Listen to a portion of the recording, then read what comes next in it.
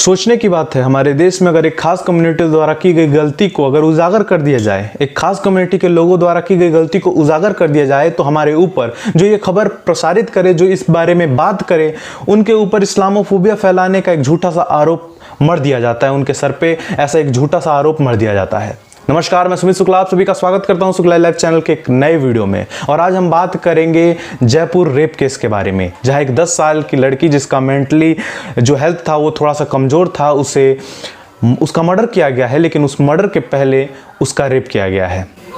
ये चीज़ें बिल्कुल नॉर्मल है। एक 10 साल की लड़की का रेप होना आजकल हमारे देश में बिल्कुल ही नॉर्मल है। ये हर रोज़ होता है हमारे देश में। लेकिन ये चीज़ें थोड़ी सी अलग तब हो जाती हैं जब रेप करने वाला खुद अपना ही भाई हो और अपने दोस्तों के साथ मिलकर उस लड़की का रेप कर रहा हो, अपनी बहन का रेप कर रहा हो।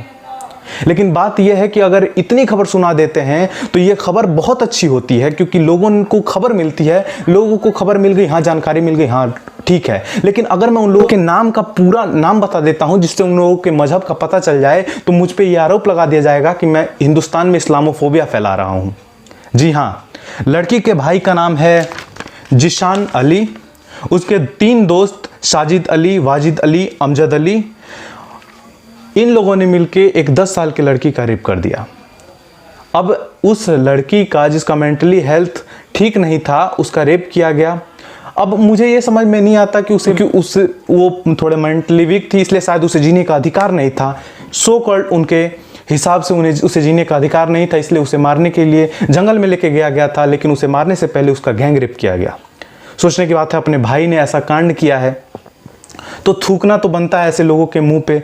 लेकिन क्या कर सकते हैं, अगर थूक दिया तो हमें इस्लामोफोबिया फैलाने का एक झूठा सा आरोप मेरे सर पर मढ़ दिया जाएगा।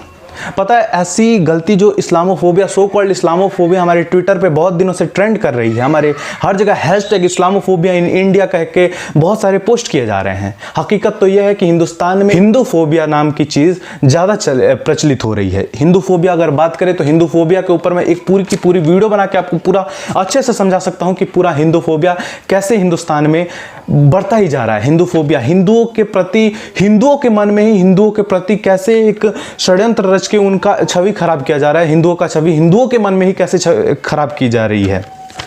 बात करते हैं हिंदूफोबिया की। पहली एक 2-3 बातें मैं आप लोगों को नोटिस करा देता हूं। आज से कुछ सालों पहले कठुआ कांड हुआ था जिसमें आसिफा का नाम आया था। मैंने खुद उसके ऊपर वीडियो बनाया था, बहुत सारे लोगों ने उसके लिए आवाज़ उठाई थी।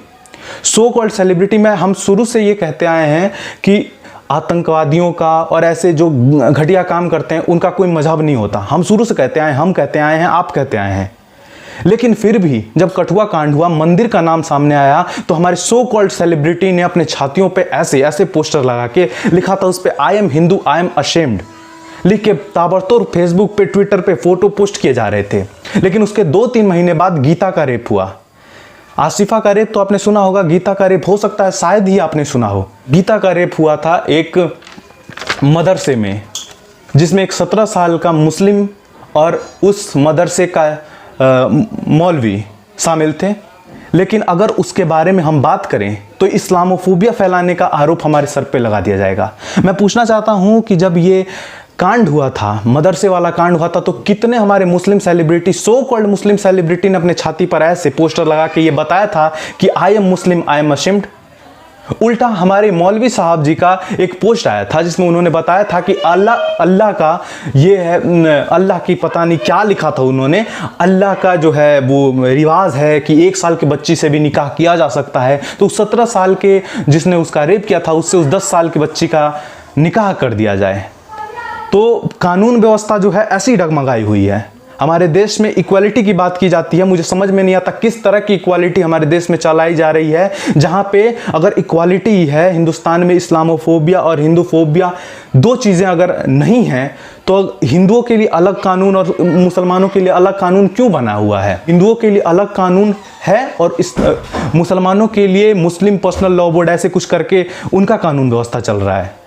मैं पूछना चाहता हूं कि ये जो दोनों का डिफरेंस किया गया है, इसका मतलब क्या है? उन लोगों के बारे में जिनका मजहब इस्लाम है, उनके बारे में अगर कुछ बोल दो तो इसे इस्लामोफोबिया फैलाने का एक झूठा सा आरोप आपके सर पे मढ़ दिया जाता है। हिंदुओं के मन में, हिंदुओं के प्रति ऐसे गंदे गंदे विचार लोगों के दिमागों में भरे जा रहे हैं, ऐसे फिल्मों के माध्यम से, ऐसे ऐसे कांडों के माध्यम से जहाँ पे छाती पे I am Hindu, I am ashamed किया जाता है। जबकि बाकी चीज़ों में अगर इस्लाम हो, इस्लाम के लोगों ने ऐसा किया हो, तो हमें यह कहना पड़ता है कि आरोपी का या फिर इस ऐसे गंदे लोगों का कोई धर्म नहीं होता, कोई मजहब नहीं होता। फिर मैं पूछना चाहता हूं कि जब कठुआ कांड हुआ था तो उसमें हिंदू धर्म कैसे आ गया था? उसमें भी जो आरोपी थे उनका भी तो कोई धर्म नहीं होना चाहिए था, लेकिन वहां पे वैसा कब हुआ? वहां पे तो छातियों पे लिखे हुए थे I am Hindu, I am ashamed. तो जहां तक बात है, मेरे हिसाब से हिंदुस्तान में इस्लामोफोबिया बहुत कम, लेकिन हिंदूफोबिया बहुत ज्यादा फैलाई जा रही है। एक 10 साल की बच्ची का रेप किया जाता है उसके अपने भाई के द्वारा, लेकिन अगर उसे बताने का किसी मीडिया, मेन मीडिया के किसी भी यूट्यूब चैनल पे मैंने एक वीडियो नहीं देखी, इसके लिए एक वीडियो नहीं देखी मैंने मेन स्ट्रीम मीडिया के, चाहे वो बहुत सारे न्यूज़ चैनल्स हैं, मैं नाम नहीं लूंगा, बहुत सारे न्यूज़ चैनल्स हैं जिनके यूट्यूब चैनल पे एक वीडियो नहीं थी, कम से कम 30 सेकंड की भी एक वीडियो नहीं थी उनके चैनल पे। और अगर यही कांड कुछ तथाकथित हिंदुओं द्वारा किया जाए तो उसे एज ए छाती पर पोस्टर लगा के किया जाता है। मैं ये नहीं कहता कि वो करना गलत है, बिल्कुल करना चाहिए, लेकिन एज इक्वली उनके साथ भी करना चाहिए ना, जैसे इनके साथ किया जा रहा है। ये जिशान अली, ये क्या नाम था इनका, जिशान अली, साजिद अली, वाजिद अली, इनके भी तो मौलवियों को ऐसे छाती पे लेके आना चाहिए, I am Muslim, I am ashamed. क्यों नहीं हो रहा है ये सब? और अगर मैं ऐसे वीडियो बना के आप लोगों के सामने रख दूं तो मेरे पे आरोप लगा दिया जाएगा कि मैं हिंदू मुस्लिम कर रहा हूं, अपने यूट्यूब चैनल पे हिंदू मुस्लिम को भड़का रहा हूं।